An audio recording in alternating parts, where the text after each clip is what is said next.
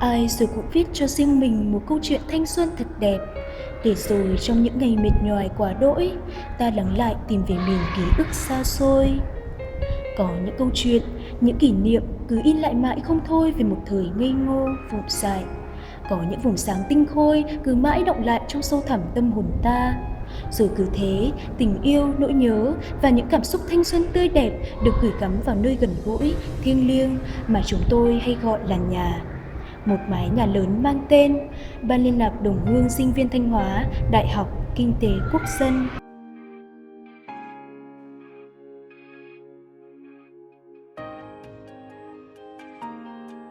Ban liên lạc đồng hương sinh viên Thanh Hóa, Đại học Kinh tế Quốc dân là một bức tranh lớn với nhiều mảnh ghép. 12 thế hệ đi qua, mỗi thế hệ là một nét tính cách khác nhau. Song chúng tôi cùng tự hào vì màu áo xanh khoác trên vai mình. 12 năm, một chặng đường, Ban liên lạc là mái nhà chung của tất cả con em Thanh Hóa trên địa bàn Hà Nội nói chung và trường Đại học Kinh tế Quốc dân nói riêng.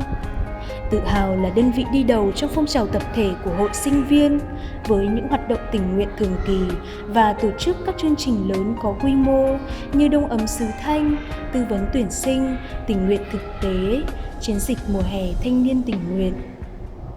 Ban liên lạc đồng hương sinh viên Thanh Hóa, Đại học Kinh tế Quốc dân theo năm tháng cứ từng bước đi lên vững mạnh, lâu bền và giàu truyền thống. Trong hành trình ấy đã gặp không ít khó khăn, thử thách, nhưng chính sự yêu thương, sẻ chia và giúp đỡ lẫn nhau đã giúp các thành viên vượt qua chính mình, giữ vững tinh thần và nhiệt huyết tình nguyện.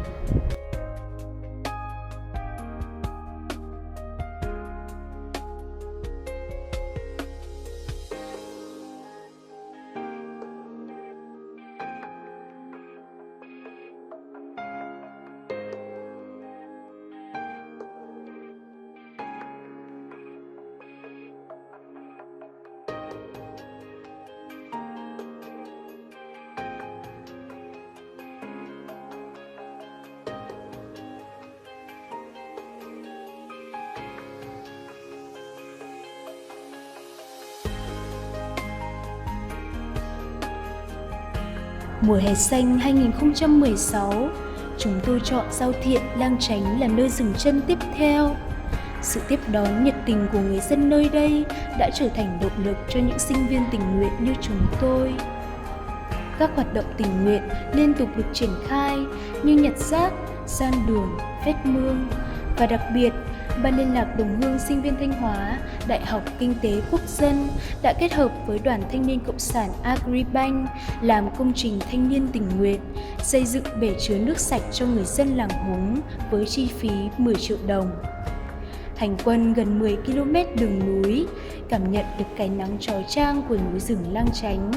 Nhưng chúng tôi vui vì được trải nghiệm những điều mới mẻ, được chia sẻ cuộc sống với người dân nơi đây. Chiến dịch mùa hè thanh niên tình nguyện 2016 đã đi được gần hết chặng đường.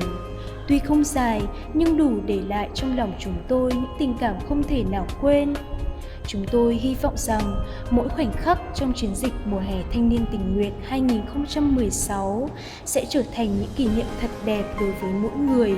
Rồi một ngày nào đó, khi nhìn lại, vẫn bồi hồi một thời nhiệt huyết, cháy bỏng của tuổi thanh xuân.